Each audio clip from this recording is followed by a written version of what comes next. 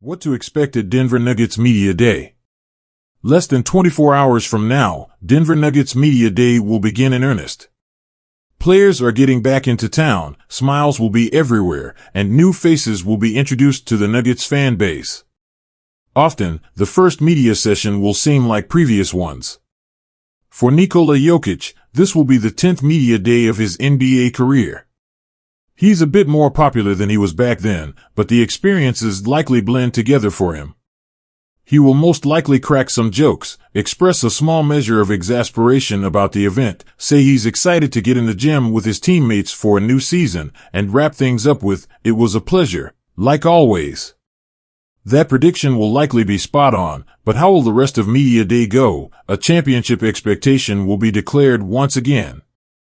After winning the championship in 2023, Media Day before the 2023-24 season was all about how the Nuggets needed to get comfortable with having a target on their backs. That was a common theme throughout press conferences throughout the preseason and into the regular season. Teams were going to give the Nuggets their best shot, and the Nuggets had to be ready to take it. For much of the season, they handled the pressure well, but it ultimately wore them down by the time the playoffs arrived.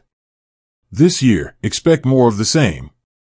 The Nuggets know they had an opportunity last year, and just because it didn't work out then doesn't mean it can't work now. With Jokic, Jamal Murray, Michael Porter Jr., and Aaron Gordon all back and in their prime, there's no reason Denver can't be in the mix once again. It will take some developments, but another championship remains the fixture of the team. Michael Malone will leave the starting shooting guard competition open and endorse Christian Braun. There's no doubt that Kentavious Caldwell-Pope, a fixture in the starting lineup for the last two seasons, will be a big loss for the Nuggets. KCP got paid to go to the Orlando Magic, and the Nuggets are left with questions to answer. Prior to KCP's departure in July, General Manager Calvin Booth endorsed now third-year wing Christian Braun as a capable replacement in the starting five. The writing was on the wall then that the Nuggets were moving on, and Booth made it clear who he believes the Nuggets' next starting shooting guard will be. Michael Malone will likely settle on Braun as the starter after training camp, but don't expect him to declare Braun the opening night starter before he has to. Malone has long maintained belief in earning a starting role, and this situation is one where he will try and build some competition. Braun has started just 10 games in his young career, and there are other players, Russell Westbrook, Peyton Watson, Julian Strawther, that have at least a case to start next to the core four. It will likely be Braun who starts in the end, and Malone will give him an endorsement of his work and talent to reflect that. However, expecting Malone to declare zero competition for the starting spot would be a bridge too far. Russell Westbrook's introduction to the team will be a positive one. There's a narrative out there that Russell Westbrook can be combative with media. At times, he will take umbrage with questions or statements made about him or the team, and that has often set an expectation for how all interactions to go with the veteran point guard. Tomorrow, I expect Westbrook to be all smiles, ready to go to work in his 17th season. His relationship with Nikola Jokic was reported upon this summer, and the Nuggets clearly want him here. Michael Malone will almost assuredly say the words "let Russ be Russ," while the Nuggets veterans will express excitement to get to work with a legend of the NBA.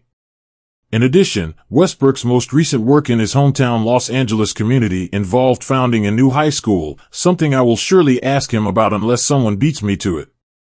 Incredible work by Westbrook showing the kind of player and person the Nuggets are adding to their roster.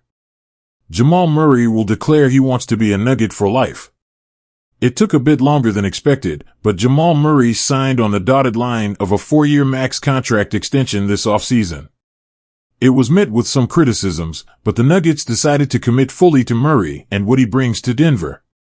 His ability to raise his game in the playoffs, take and make difficult shots, and compete at the highest level are exactly what the Nuggets need next to Jokic to win another championship.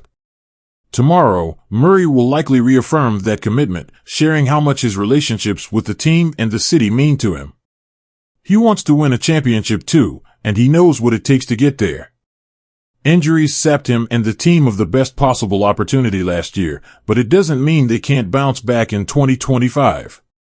How Murray responds to questions about all-star teams and other accolades is anyone's guess, but Murray's commitment to winning a title is unquestioned. He will look to set the record straight on the offseason, answer questions about the Olympics, and how this year will be better. Muscle Watch. A tale as old as time. There will always be players excited to discuss their gains this offseason. Improve the jumper? Put on 10 pounds of muscle?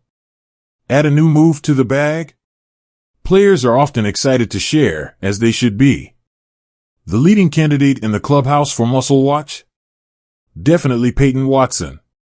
He's one of Denver's most exciting players to watch heading into 2024-25 with a top-tier defensive wing profile. A former 5-star recruit with ball-handling capability, Watson will likely share some interesting tidbits about his summer calendar and his expectations moving forward.